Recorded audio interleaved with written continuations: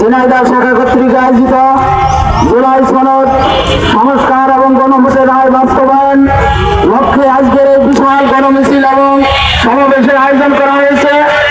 আয়োজনে সম্মানিত সভাপতি পরিচালক প্রধান অতিথি আমাদের কুষ্টিয়া যশোর কুষ্টিয়া অঞ্চলের অঞ্চল প্রধান জনাব মোবারকুল হুসাইন সহ জেলা নেতৃবৃন্দ, আমার সামনে বসা ঝিনাইদহ জেলার তৌহিদি জনতার একাংশ, সবার মধ্যে আমার আন্তরিক সালাম, আসসালামু আলাইকুম ওয়া রাহমাতুল্লাহি ওয়া বারাকাতুহু।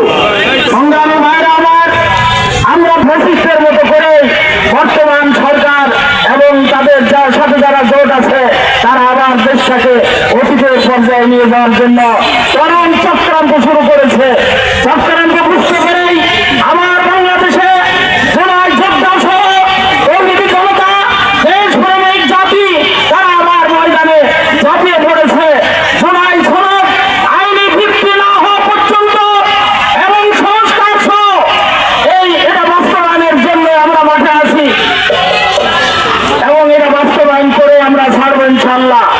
আপনারা আজকে যারা এখানে উপস্থিত আছেন, আমি আপনাদের কাছে জানাতে চাই, আমরা 34-এর আগে যখন মাঠে ছিলাম, এই জুলাই সনদ আইনি ভিত্তি না হওয়া পর্যন্ত সংস্কারের মাধ্যমে দেশ থেকে মির্জাপুর গাদ্দার এদেরকে বিদায় না করা পর্যন্ত আমরা মাঠে থাকবো ইনশাআল্লাহ।